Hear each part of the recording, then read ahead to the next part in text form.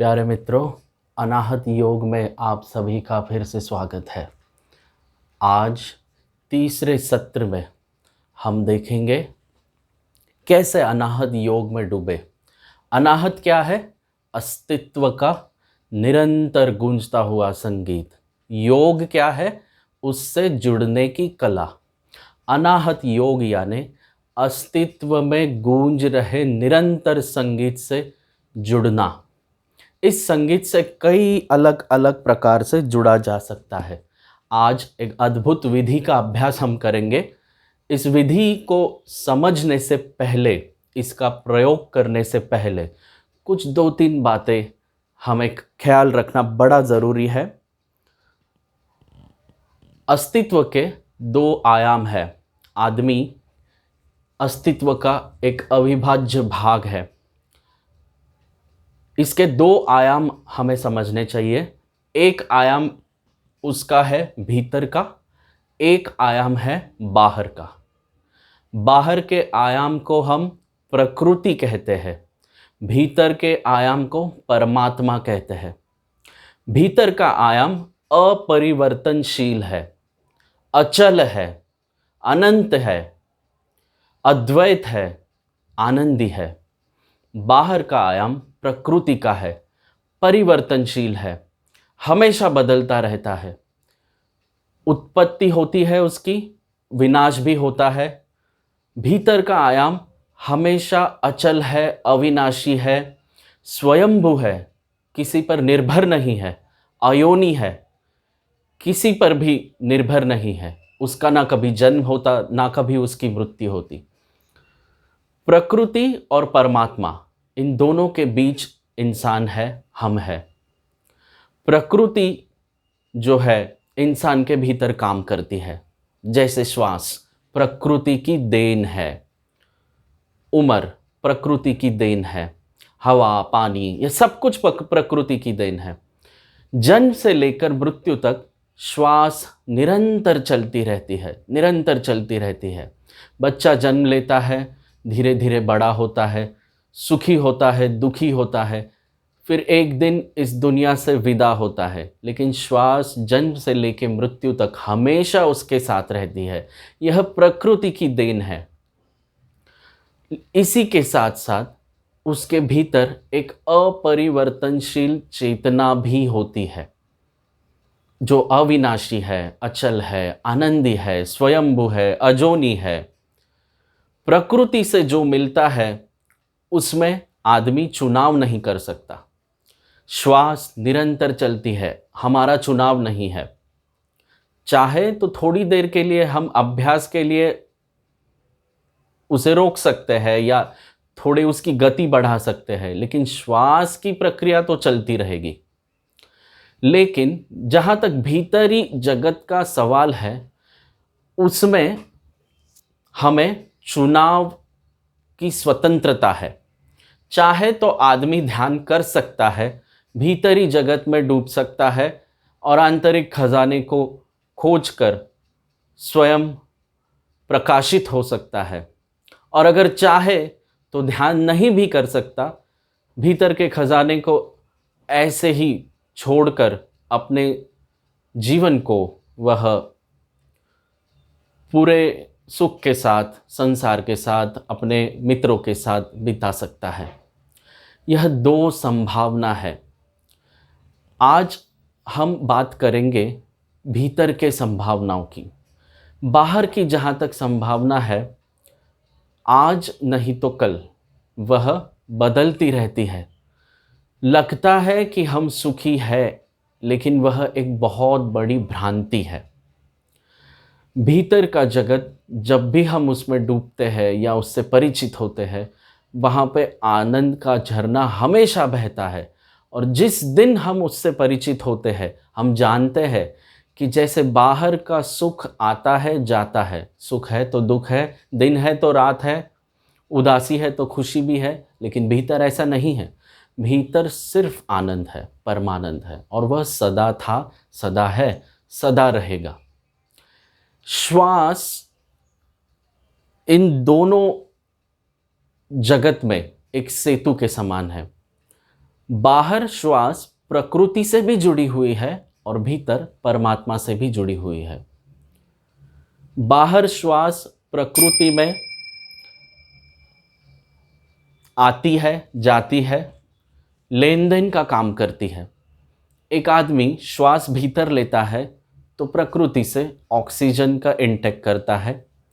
जब बाहर श्वास छोड़ता है तो प्रकृति को कार्बन डाइऑक्साइड देता है। प्रकृति अपना काम करती है।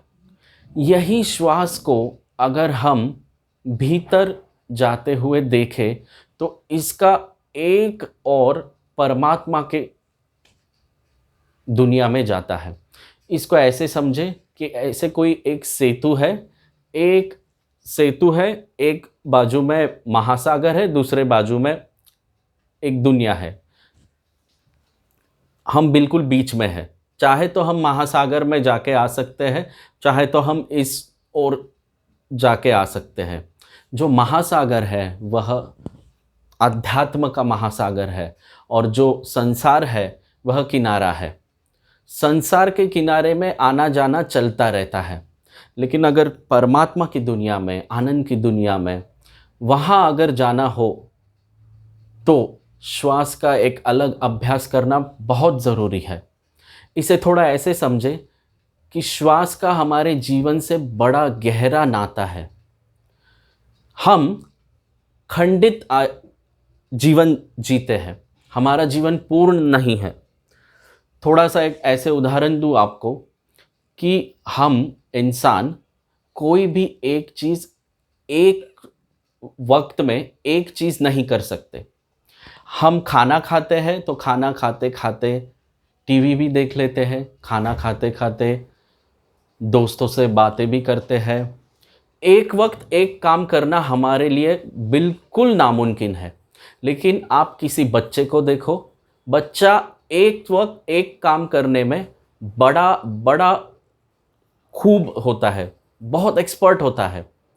अगर बच्चा हंसता है तो पूरी तरह हंसता है, बच्चा अगर रोता है तो पूरी तरह से रोता है, 100% रोता है।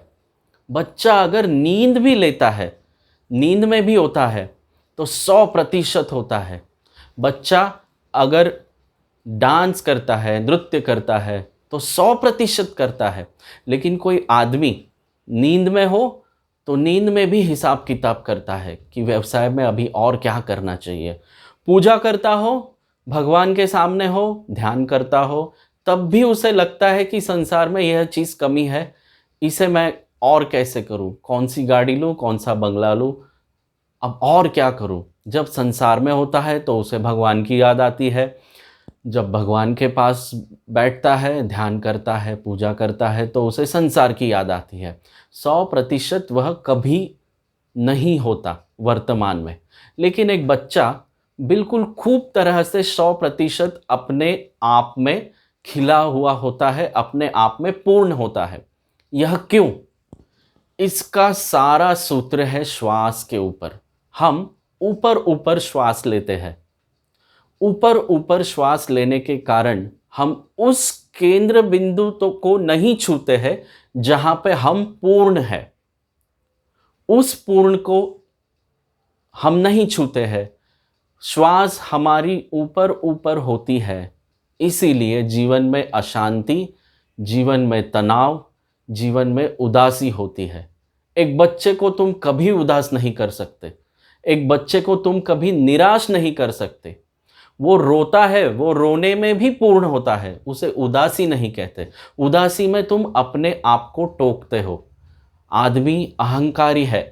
अहंकार क्या है? जो चीज़ मेरे खिलाफ हो रही है, जिसमें मैं नहीं हूँ, चीज़ें बिल्कुल मेरे फेवर में होनी चाहिए, यह भाव ही अहंकार का भाव है। बच्चा बिल्कुल उल्टा है।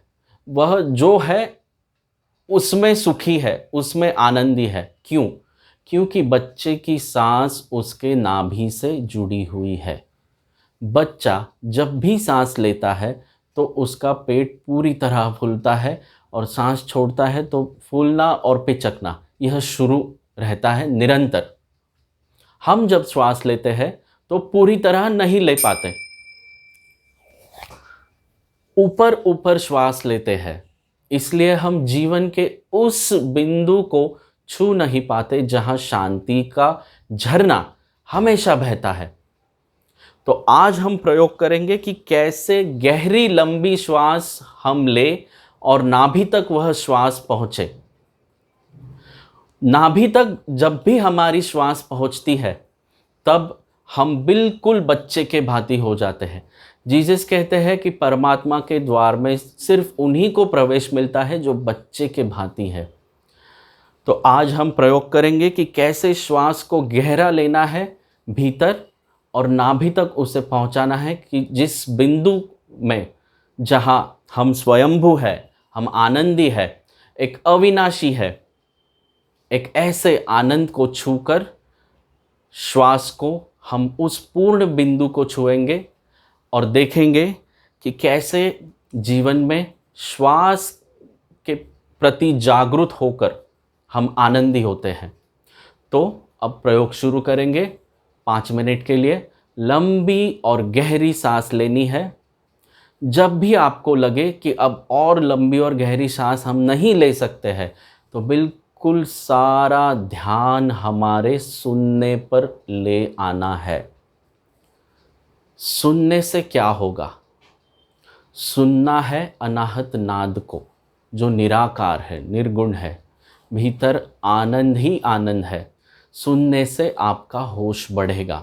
अनाहत नाद को सुनने से आपका होश प्रतिदिन प्रतिपल बढ़ता है और होश बढ़कर बढ़कर बढ़कर इतना प्रगाढ़ होता है कि अहंकार पूरी तरह विलीन हो जाता है और बचता सिर्फ परमात्मा है। आओ इस प्रयोग को करते हैं।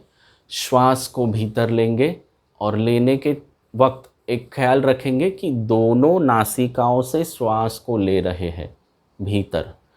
इससे क्या होगा? सुषुम्ना नाड़ी जो है हमारी, वह जागृत होगी। ईडा और पिंगला दोनों से सांस जब भी हम लेते हैं, अभी हम जानबूझ कर लेंगे, दोनों से जब भी हम लेते हैं तो सुषुम्ना नाड़ी हमारी जागृत होती है, और जब भी सुषुम्ना नाड़ी जागृत होती है तो मूलाधार से ऊर्जा सहस्त्रार की ओर बढ़ती है और हम शून्य के जगत में प्रवेश करते हैं। आओ इस ध्यान का मजा लें और अनाहत में डुबकी लगाएं। ज्ञान मुद्रा में बैठे और दोनों नासिकाओं से श्वास को भीतर लें।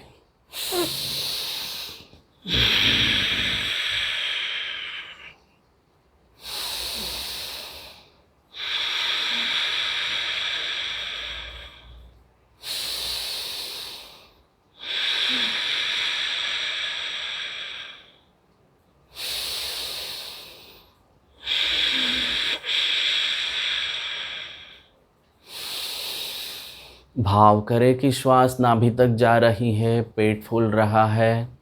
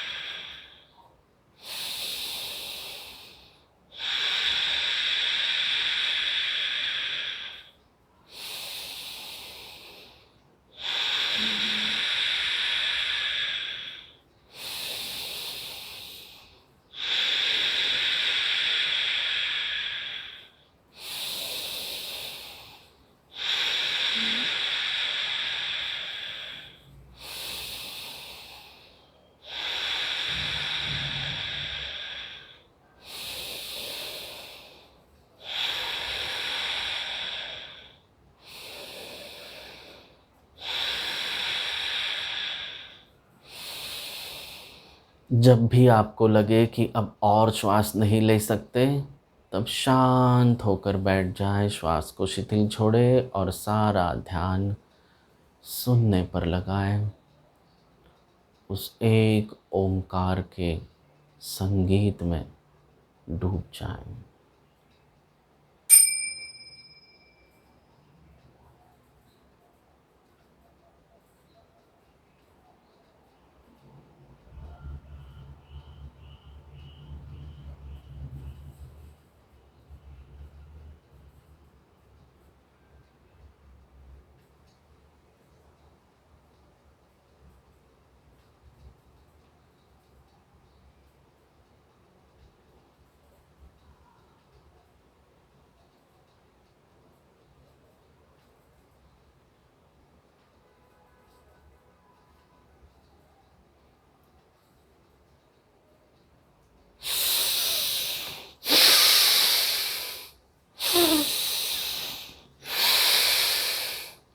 अगर आपको लगता है कि विचार पुनः शुरू हो गए, पुनः इस प्रयोग को करें, फिर से शून्य में लीन हो जाए।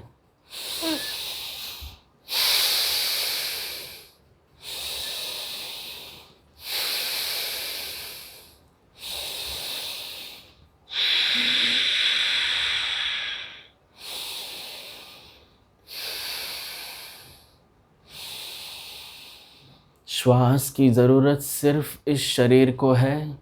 भीतर एक निराकार शरीर है, उसे श्वास की ज़रूरत नहीं है। जब भी हम इस शरीर से उस शरीर में प्रवेश करते हैं, वहाँ पे सब निराकार है, मौन है, आनंद है, श्वास नहीं है। उस बिंदु तक पहुँचना है जहाँ श्वास भी शून्य हो जाती है। गिरह हमारा शून्य में, अनाहत में विश्राम।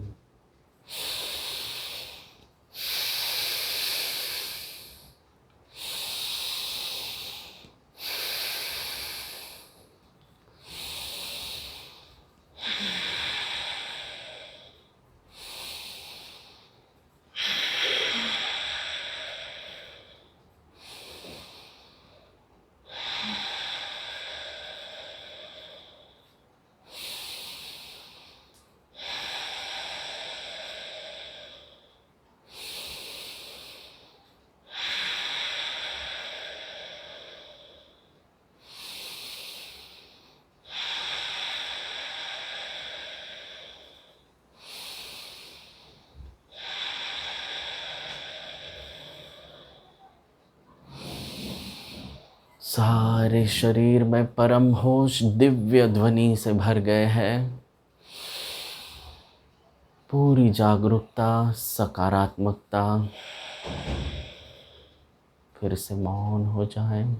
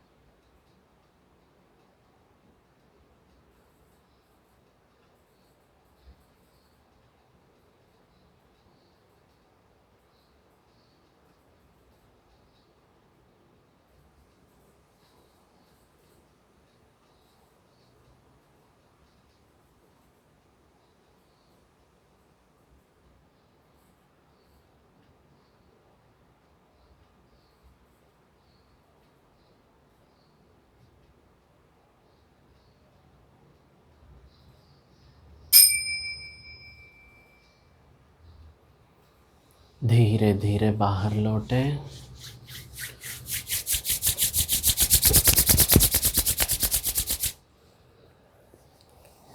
इस ध्यान को जब भी समय मिले प्रतिदिन करें और अनाहत योग में डूबने का मज़ा लें।